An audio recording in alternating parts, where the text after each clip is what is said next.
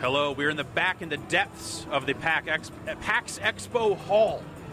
And we're here to check out Forza Motorsport 3. I'm joined by Bill Giese. And what's your title over there at Turn 10, Bill? I'm a senior designer.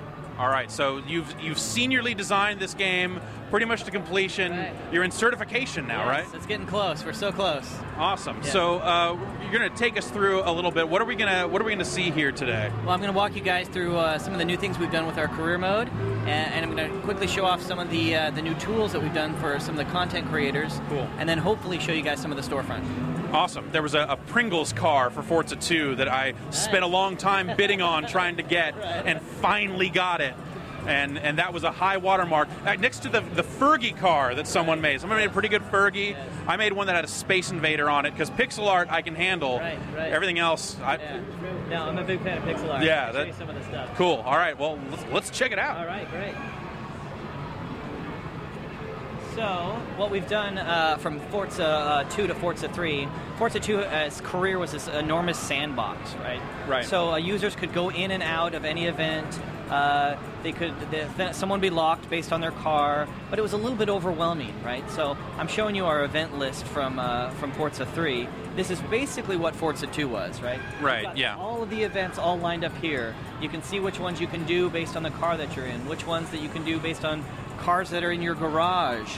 But this is a little bit overwhelming for people to get into. So what we've done for Forza 3 is we've added this season mode kind of wrapped around all of those events. Okay. And essentially what that does is, based on my car level, my player level, and the car that I'm in, the game is going to go through all of those events, and it's going to say, hey, look, you're currently level 32 in a Bugatti. You know what, you should try one of these 3 events, right? Okay. And so I don't have to go in that big thing. I'm never locked out. The A button will just lead me into my next event. So when this one as an example, this Euro Tour, I can immediately jump in. I've got cars that could go in it. I hit one button, I'm on the track, and I'm racing. Awesome. As soon as I'm done, I immediately come back to here. It'll show me, it'll tick it off the calendar. Boom, I go on to the next race, right? Right. So just by pressing the A button twice, I'm inside another race. Awesome. So when you complete everything for that car and your current driver level, does it kind of recommend, like, hey, maybe you should get another car, or where does it go from there? The great thing about it is it'll say, hey, you're in kind of a lower class car. The next one's available is this. You can still use that car, and we're going to upgrade it automatically for you. Awesome. So we've added this quick upgrade system. Currently, Che is currently in a Bugatti Veyron, which is like the best car, so probably not the best example. But let me get into one of his lower class cars here. Here we go. Nice F-class car.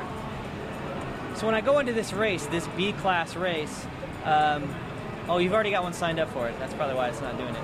But we've got this quick upgrade system that you can actually go through and say, hey, look, I'm in an F-class car. Yeah. I could go and dig through upgrades and tune and get it where I want, or I could just come here and go, hey, let's get this to a B-class. Okay. One button press, the system thinks, okay, great.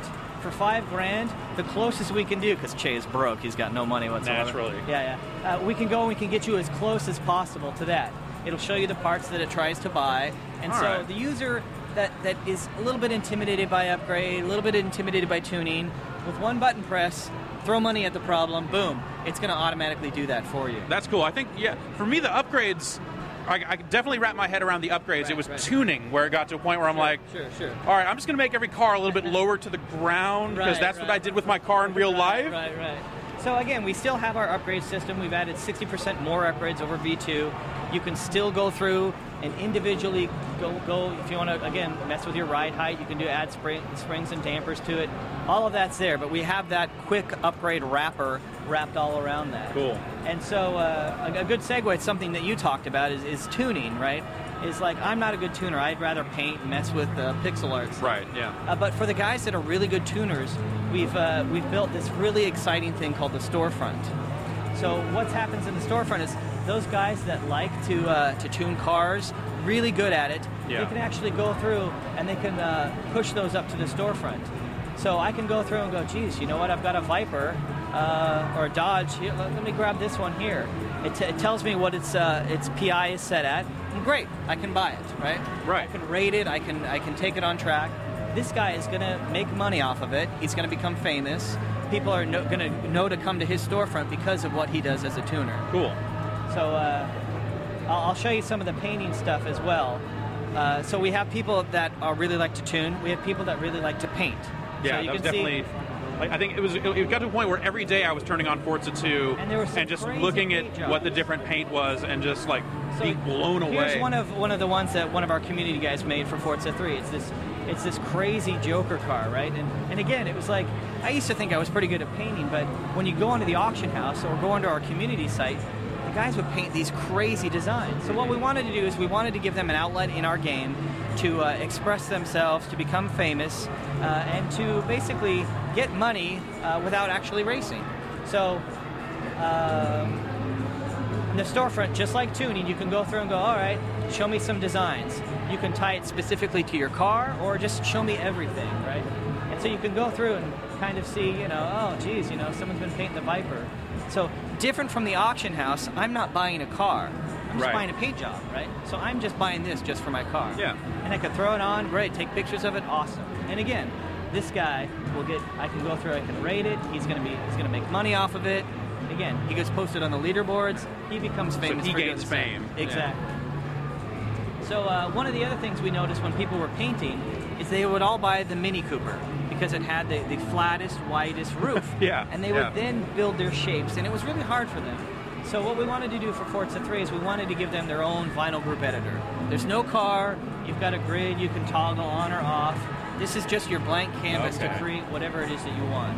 So you just kind of lay we've down. Got some stuff that we bought, again, a lot of pixel art. People have created some crazy stuff.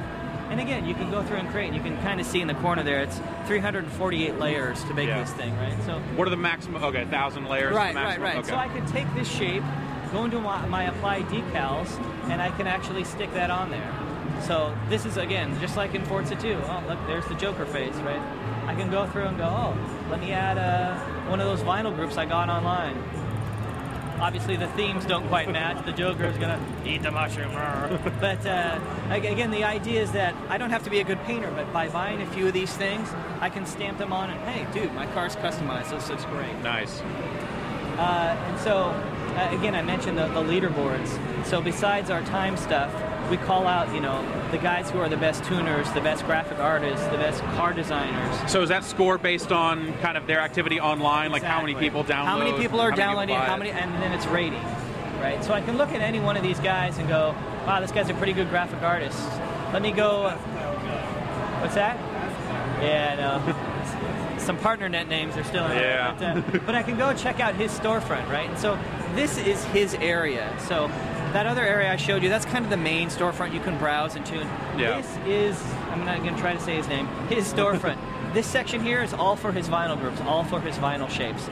He's got a tab section all for his photos, a tabs for all of his replays, all of his car designs and tuning setups, right? So it becomes this destination for this player to become popular. So I jumped to this guy from the leaderboards. I'm like, you know what? I really like his Harley Quinn. This guy I'm going to rate his stuff. He makes some pretty cool things.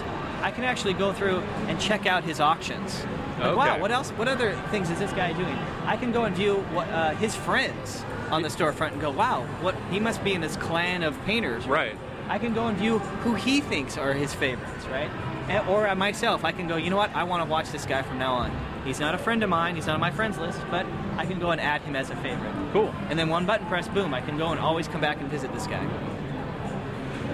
So there's still an auction house as well as this storefront setup. So if someone wants to just sell something permanently unlimited, they can do that. So with our auction house, you're basically selling the car. It's the total package, right? Okay. You're selling all the parts, all the tuning that's done to it, all the painting. It's all in one. Got it. What our storefront is allows those guys that created elements of those to sell just those things. Okay. Right? An unlimited number, or they can limit the number if they like. They can do whatever they want. Okay. They can give it away for free.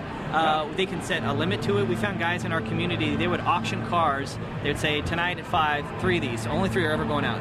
Probably like your Doritos car, or Pringles car, right? You'd be like, oh, I need to get that car. No, eventually there were a billion Pringles cars. Exactly. That made it worse because I lost on every single one. Exactly, right. So what this allows them to do is this allows them on the storefront